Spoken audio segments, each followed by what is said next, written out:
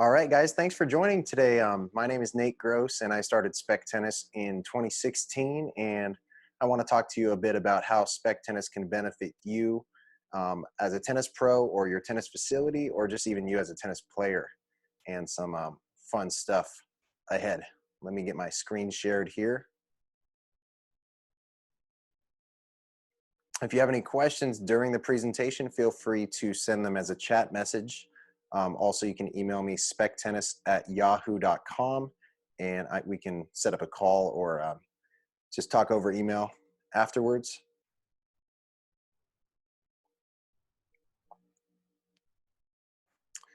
Okay, so first let's talk about what is Spec Tennis. So it's played on a pickleball court using an orange dot low compression tennis ball and an 18-inch paddle with holes in it. And it's fun for all ages and levels because it's less of a learning curve than tennis. You can fit 4 times the number of players playing spec as you can on playing tennis. It's less noisy than pickleball, which is an issue for a lot of communities. And it's different than pop tennis. We use a slower ball, less powerful paddle, and smaller court, so it often leads to longer rallies. There are no restricted areas on the court, so you can volley from anywhere. And then I've just found that there's been a lot more laughter on the court. People seem to be having a really good time. Tennis can sometimes get so serious, especially when people are worried about ratings and leagues, that with Spec Tennis, it's kind of a breath of fresh air. Those incredible points that we get maybe once a match or once a set in tennis, those occur a lot more often in spec. The majority of people who try it have a lot of fun. And it's very versatile. It can be played indoors or outdoors. You can play it on a hardwood gym floor. You can play it on a blacktop playground. You can even set it up in your driveway. So let's get into the benefits and how it can help one's tennis game. And as a tennis teaching pro, this is a really good selling point as to why you might include Spec Tennis in your development pathway for players. First is improved technique. With the paddle being smaller, that brings the sweet spot closer to the hand, which leads to more compact swings and less room for error on the technique. So if I were to teach a player a pro forehand, I could have them do that with the spec paddle and a low bouncing orange dot tennis ball. Oh, hey, how's it going? Thanks for joining. I can do that with the 18-inch paddle and orange dot tennis ball that bounces into the player's strike zone more often, and that can produce a lot of success right away.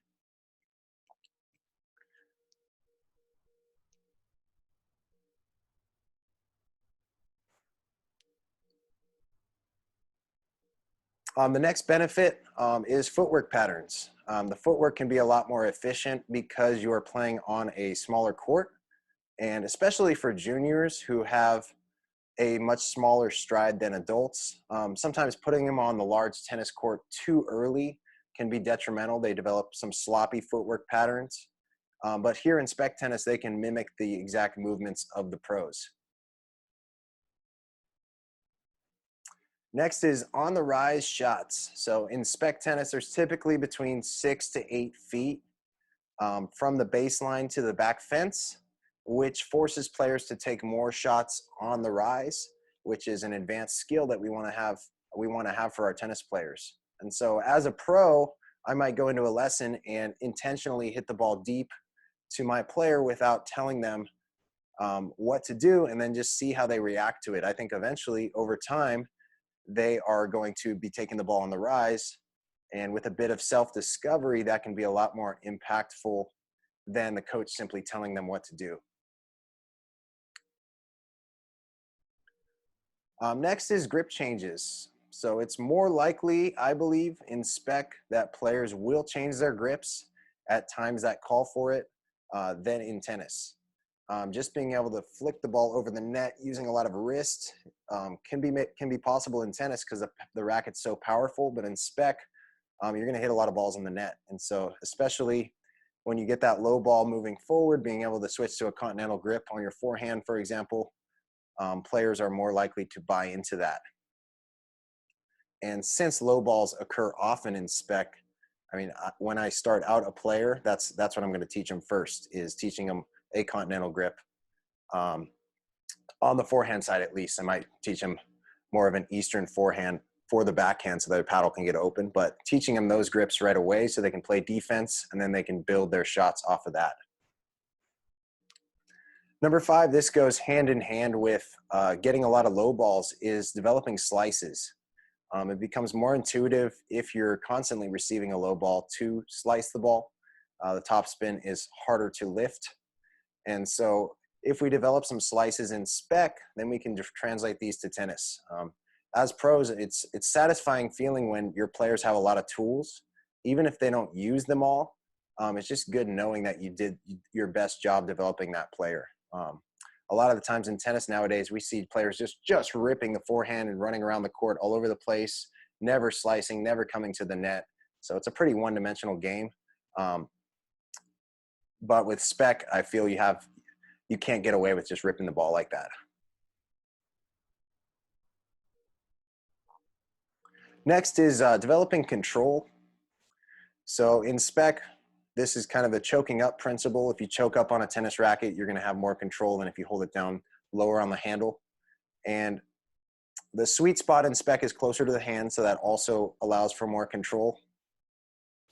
I find that the sooner a player develops control, the more likely they are to fall in love with the sport. And I think this is huge, because then when they develop control, they can rally with their peers. And racket sports are unique in that oftentimes we have junior players that can't rally with their peers. So they don't feel like they're having that success, or they might not be having as much fun. You don't get that gratification of making the ball into the basketball hoop or kicking a ball into the soccer goal the way in tennis. And so I think it's very important that there's an emphasis on getting kids to be able to rally the ball so that they can enjoy the sport to its fullest. And this leads to a lot less burnout of players. Tennis is a pretty high burnout sport because a lot of the other youth sports are easier to have success in. So I think developing control is huge, and it can be done very easily in spec. And then I found that players who develop control can attain a much higher level than those who skip control. I'm sure you all have had players on the court that hit the ball like a 4.0 level player, but then they can't win matches at the 3.0 level. And I'm dealing with some of that with some of my players right now, just explaining to them that just because you hit the ball a certain way doesn't mean you're going to be successful. You need to be able to adapt to the situation and play defense once in a while, or take the speed off the ball, things like that. Poaching, this is a big topic in adult ladies clinics, especially that I teach. It's pretty hard to execute for a lot of players, but in spec, it's a lot easier. It's a lot less court to cover going across. And if you start the player in a ready position at the net, they can pretty easily poach with 1 or 2 steps. Whereas in tennis, you might have to modify their position, have them start closer to the center of the court, or things like that, or maybe even handicap your other players in order to successfully get them to poach. This can also be good practice for the opposing net player. So if I'm poaching and you are the opposing net player and I'm hitting my poach right at you, in spec, it can be good practice for you because you have a good chance of being able to get the ball back. It's not a scary situation like you have in tennis where that volley's coming at you fast and then you just give up and back away.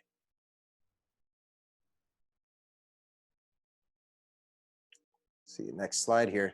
Families. So we've all seen families go out on the tennis court with their kids, and the intention is good, but oftentimes, unless the kid is a high performance junior, this leads to frustration pretty quickly because the parents are hitting the ball way too hard. They can't control the ball back to the kid, and then there's no rallies.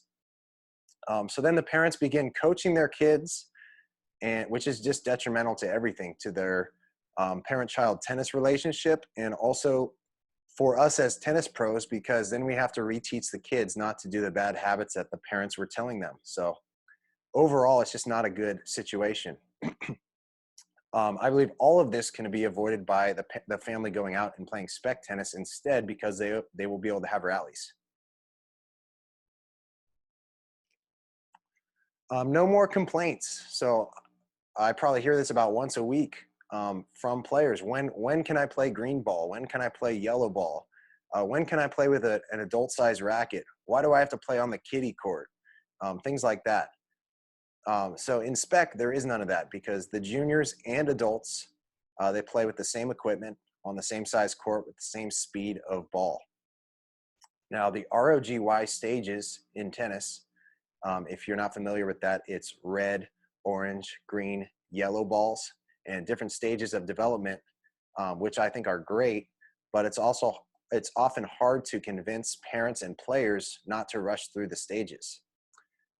Parents often think that, you know, the further along in the stages their kid is, that the more successful they are. That's a sign of success. So if their kid is 8 years old and they made it to yellow ball, that's a huge success for them. But they're treating it like it's karate, where you want to move up through the belts as quickly as possible. That's not the case.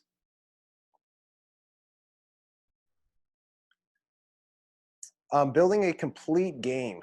In spec, it's pretty hard to hit baseline winners, and you likely have to be able to slice at some point and get to the net occasionally to be successful. So it's hard to play that one-dimensional style, just banging balls from the baseline, running around the backhand.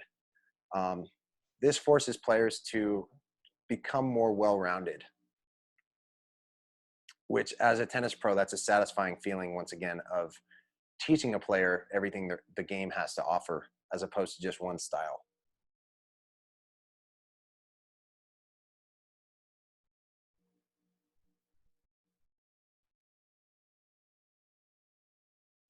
Number 11 is point construction.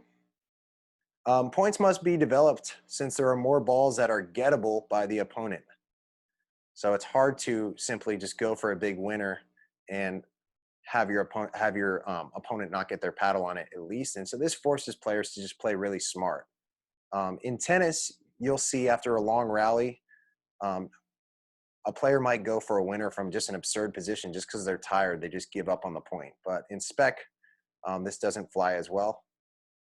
And then also, as a player in spec, if you were rallying cross court in tennis and then suddenly somebody hits a flat forehand down the line, you see tennis players all the time just give up on that ball, not even go for it. But in spec, that you almost look silly doing that, because the ball is such a close distance to you that you should be able to, you know, physically run for a lot more balls.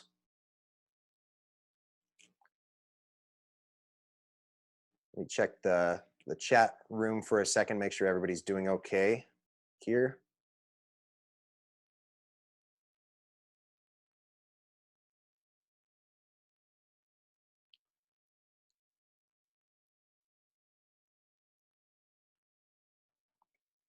Okay, great. Sorry about that, Rosemary.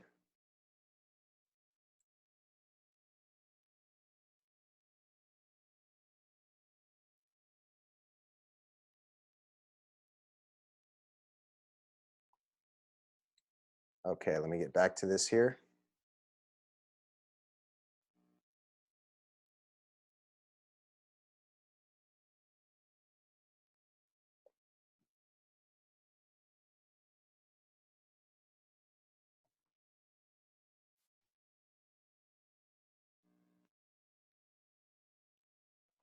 Okay, next is the grips fall within the acceptable parameters. Sorry, let me fix this. I'm not sure why it's not showing my video here.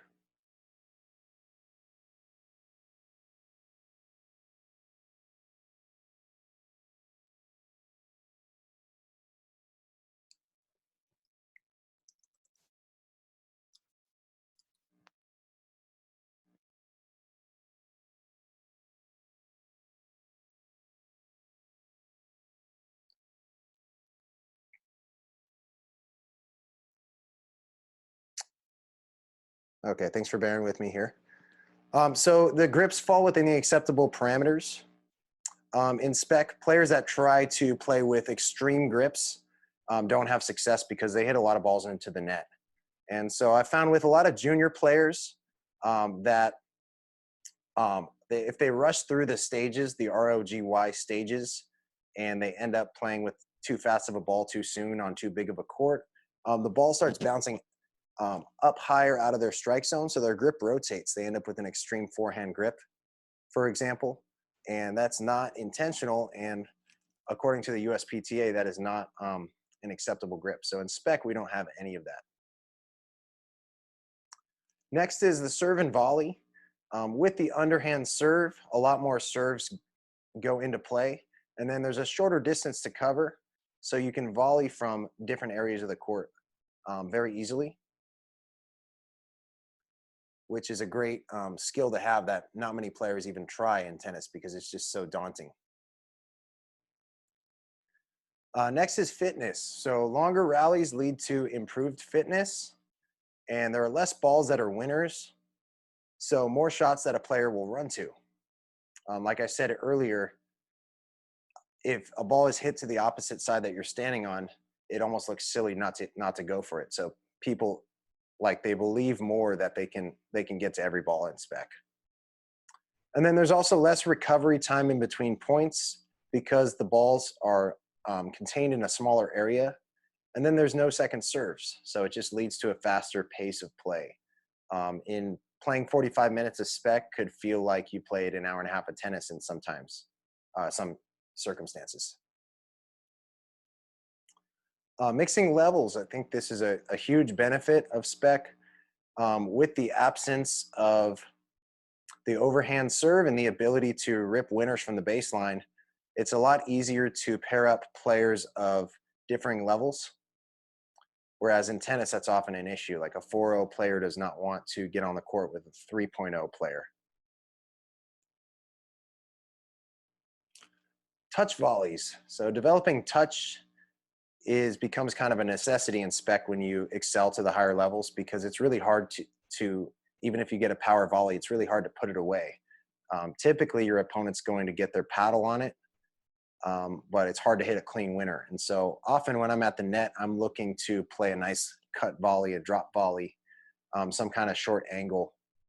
And so I think this can be a good goal for a lot of players, and then they can translate that to tennis as well. Because how often do we see players in tennis that just volley the same every single time? They take a big swing at the ball. They often have the wrong grip, regardless of whether the ball is lower than the net or higher than the net. And they have just kind of mixed success because they're not able to play different kinds of volleys for different situations. Singles. I think in tennis, a lot of people are scared away from singles because they feel that there's just too much court to cover and they're just going to have to run all day. But what they don't maybe understand is that it depends on the game style you play. You don't have to play a singles strategy where you just grind from the baseline and just chase down every ball. You can develop a game style that shortens points by you getting to the net and closing the point out pretty quickly. So in Spec, singles is a lot less intimidating. It can be a great workout, but it can also be just, more of a cooperative rally covering that whole singles court. And so with someone trying singles in Spec, maybe they can develop that all court game style and then get the confidence to play singles tennis as well. We often see as well, sometimes players go on the tennis court and they have organized a doubles match, but not every player shows up, and then they start playing some form of 2-on-1 doubles or things like that. They look a little bit lost out there, but with Spec, like, they could easily get playing some singles if that happened. Next, we'll talk about some benefits, some additional benefits for clubs and also for pros. I think number one is you can attract new players, new kinds of players as well. So you might have some people that are swim members at your club and they walk by the tennis courts one day and see some people playing Spec and they think, I can do that. Or I won't have to commit as much time to be able to rally and have fun with this. I won't have to take hundreds of hours of lessons. So players that might not have set foot on the tennis court ever, now you might be able to start bringing them in. You can fit 4 times more players on the tennis court if you're playing spec. So you can set up temporarily or permanently, you can set up 4 spec courts on one tennis court. And so that means that you can have 16 people playing doubles at once, or even more if you're running clinics. And then during prime time hours, this can be huge because especially I worked at a club where between the hours of 9 and 11 a.m., you can only have 2 pros teaching at once, and the rest of the courts had to be open for members.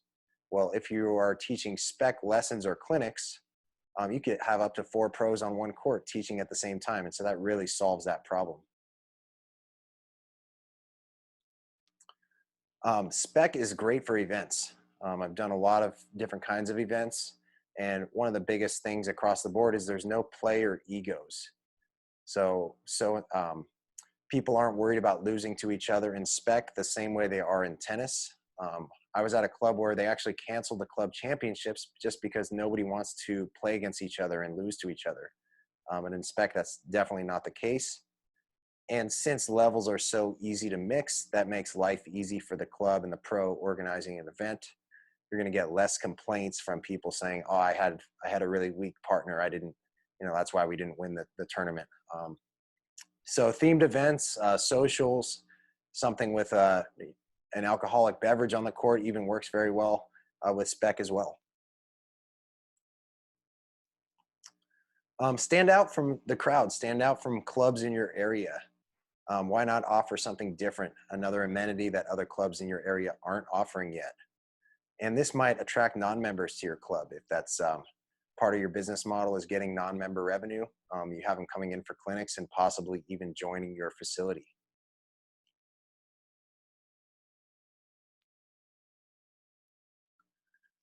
And as a tennis teaching pro, you can add variety. So I'm always looking for new videos, new ways of teaching things, new games and drills, just to keep my day-to-day teaching just very fresh and try to stay on top of the changing times. So by adopting spec, you can set yourself apart from other pros in the area and even start a new development pathway for your players. So for example, we start them off with, when they're young, age 5 years old, we start them off with red ball, and then maybe they progress to orange ball after they've reached a certain milestone.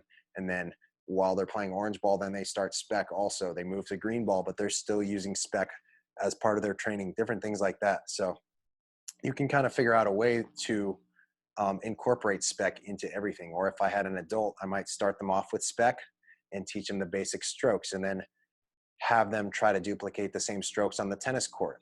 And then once they're good at that and they've developed control on the tennis court, then I'll bring them back to spec and I'll make their strokes a little bit more advanced, start teaching them how to put more spin on the ball and things like that. Hosting tournaments in leagues. I run a couple tournaments a year in Northern California, and they're pretty successful. One of the great things is that you don't need very many courts to run a spec tennis tournament. So if you had even just one tennis court that you could give up at your club, that's 4 courts, and you can run a medium-sized tournament on 4 courts. Also, in terms of revenue from the tournament, you can charge the same price as you would for a tennis tournament, and potentially even get more entries than you would for tennis, because you can convince people to play both singles and doubles, whereas tennis, it's kind of hard to do that. If somebody's set in their way that they're only playing doubles, there's no chance that they're playing singles. Also, leagues are working pretty well. I'm currently running one in Sonoma County, California, and of the divisions that are offered, spec tennis actually has the highest participation rate when comparing that to tennis and pickleball. You can satisfy more people by just simply offering spec tennis at your club. Tennis players often get bitter when tennis courts get converted for pickleball use, especially if they aren't interested in pickleball themselves. They feel like they get kind of shut out. Now they don't have a use for the courts, but giving them this opportunity makes them a little bit happier. They don't feel like the courts just got taken away from them. We've all, as tennis pros, we've all had challenging junior clinics before where there's just not a whole lot of engagement. And we try to make the clinics as fun as possible because I believe that it's most important that the kids are having fun so that they stay in the sport. And then if they're having fun, they're going to improve a lot more than if they're not. So the first thing is making sure they're having fun. But even then, it's still, if the kid's not quite a high performance player, maybe they can't rally with their peers yet, it's still hard to always keep them engaged. And I believe that there's a much lower dropout rate though from tennis if the kids are engaged and having fun. So instead of having these kids in a tennis clinic, why not have them in a spec tennis clinic where the success rate is going to go up? They're going to be able to rally. You can get them to improve faster because they're more engaged. The startup costs for spec tennis are pretty low. Most clubs already carry the orange dot low compression tennis ball and quick start portable nets. So you can use the 18-foot quick start nets, or you can actually use pickleball nets, which would be the official size. I think they're about 21 feet wide. And then in terms of the paddles, send me an email if you'd like to talk about bulk pricing or anything like that. SpecTennis@yahoo.com. You can see the paddle that is approved for Spec Tennis at spadesports.com. And so really all you're looking at is the paddles as the startup cost for Spec.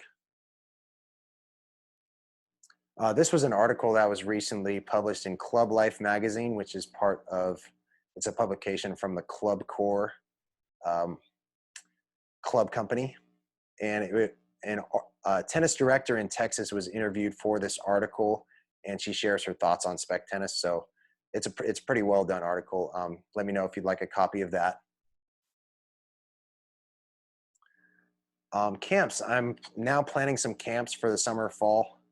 And so if you'd like a camp in your area, please let me know. I'm planning on trying to make it out to Texas in October. And any other questions you have or thoughts, definitely reach out to me. SpecTennis.com has a lot of resources. Facebook.com/SpecTennis. I wrote a book on Amazon that can take a player from a beginning level player to an advanced player, and that's called the Spec Tennis Bible. There's a lot of teaching methodologies on there as well, in addition to about 50 videos of on-court drills and games that you can play with your players. But thanks again for watching, and please let me know if there's anything I can do for you, or if you just simply like to get Spec Tennis and try it out at your club. That's SpecTennis@yahoo.com. Thanks.